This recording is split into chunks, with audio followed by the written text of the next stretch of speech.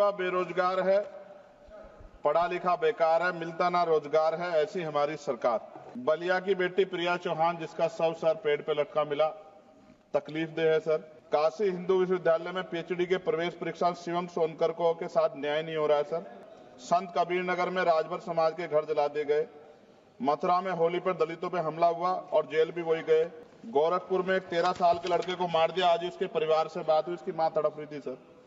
और बिहार में मौलाना फिरोज को पुलिस ने पीटा। लगातार रुपए कीमत गिर रहे, जो चिंता का विषय, ये हम प्रधानमंत्री जी के मुंह सुनते थे जब वो मुख्यमंत्री हुआ करते थे।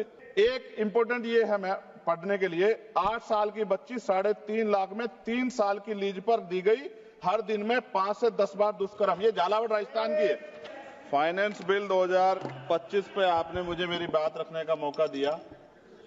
सभापति जी, युवा बेरोजगार है, पढ़ा लिखा बेकार है, मिलता ना रोजगार है, ऐसी हमारी सरकार। सर, मैं अपनी बात को शुरू करते हुए, मेरे मन में कुछ पीड़ाएं हैं, वो आपके सामने क्योंकि चेयर से ही कह सकते हैं सर।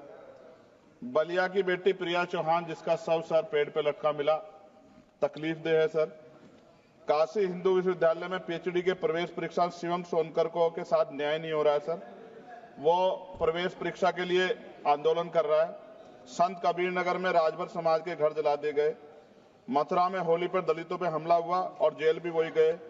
गोरखपुर में एक 13 साल के लड़के को मार दिया, आज उसके परिवार से बात हुई, उसकी मां तड़प रही थी सर।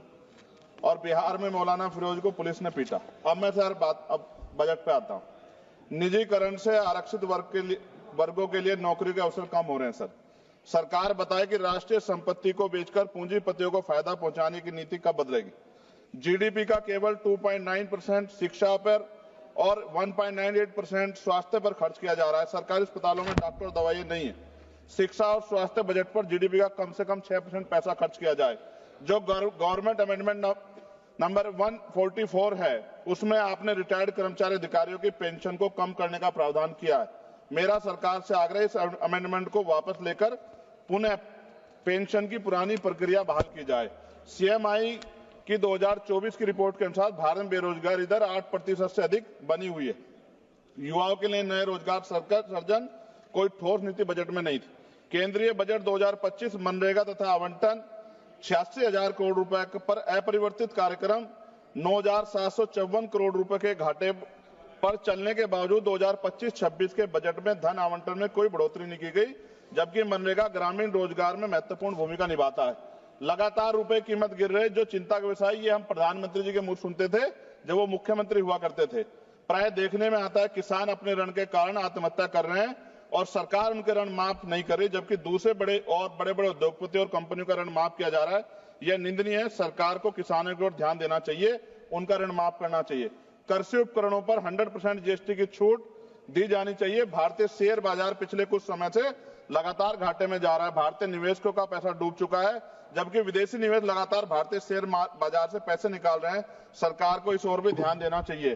कोई भी कर्मचारी अपने कुल वेतन पर वर्ष के अंत में टैक्स चुकाता है, परंतु उसके बाद भी खरीदी गई वस्तु पर कर देना पड़ता है। इस प्रकार के दोहरे कराधान से उसकी आर्थिक अक्षति होती है। ये गलत है सर। जब कोई आम आदमी कोई वाहन खरीदता है तो उसे जीएसटी सहित कई तरह के कर चुकाने पड़ते हैं, लेकिन जब वह उस वाहन को सड़क पर ले जाता है तो पुनः कर देना पड़ता है, जिससे आम आदमी की जेब पर सीधा असर पड़ता है। सरकारी स्कूलों में शिक्षा की स्थिति अत्यंत दयनीय है, जबकि दूसरी ओर निजी स्कूलों में शिक्षा इतनी महंगी हो गई है कि गरीब बच्चों को महंगी फीस, किताबें, बैग और ड्रेस के कारण शिक्षा से वंचित होना पड़ रहा है। महोदया, निजी स्कूलों की कालाबाजारी बंद होनी चाहिए और शिक्षा इतनी सस्ती होनी चाहिए कि हर व्यक्ति तक पहुंच सके, और प्राइवेट स्कूलों पे कैप हो कि वो ज्यादा फीस न ले सकें। साथ साथ उत्तर प्रदेश में, जी खत्म करूंगा, उत्तर प्रदेश और अन्य राज्यों में मानव तस्करी, आप तो सभापति जी खुद महिला है, ये मामला आप गंभीरता से सुनना, मेरी ये बहुत बड़ी चिंता है। उत्तर प्रदेश और अन्य राज्यों में मानव तस्करी के संगठित गिरोह सक्रिय हैं।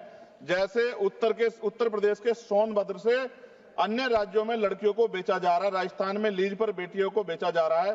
बेटियों के खरीद फरोख्त के मामले सामने आए, लेकिन सरकार कोई ठोस कदम नहीं उठा रही। सरकार बताए कि मानव तस्करी रोकने के लिए बजट में विशेष प्रावधान क्यों नहीं किया गया। महिला सुरक्षा के लिए Nirbhaya fund, last page, Nirbhaya fund को पूरी राशि खर्च क्यों नहीं की जा रही है। फंड तो बना दिया निर्भया के नाम से, लेकिन खर्च नहीं करे। बेटियों की बिक्री रोकने के लिए राष्ट्रीय टास्क फोर्स का गठन किया जाना चाहिए। सभापति जी, ये मेरे हाथ में कटिंग है जिसमें लिखा है कि लीज पर बिक रही हैं बेटियां, कर्ज उतारने माता पिता भेज रहे हैं। एक इंपॉर्टेंट ये है मैं पढ़ने के लिए, 8 साल की बच्ची 3.5 लाख में 3 साल की लीज पर दी गई, हर दिन में 5 से 10 बार दुष्कर्म। ये झालावाड़ राजस्थान की है। ये भारत है? ऐसा भारत जहां बेटियों को बेचा जाए, लीज पे दिया जाए और सरकार हाथ पे हाथ रखे तमाशा देखे, ये अच्छा नहीं है। अंत में न्यायपालिका में SC, ST, OBC व अल्पसंख्यकों की संख्या बढ़ाने पर सरकार क्या कर रही है? इन्हीं सब बातों के साथ मैं अपनी बात को खत्म करता हूं। जय भीम, जय भारत। आपका बहुत बहुत धन्यवाद।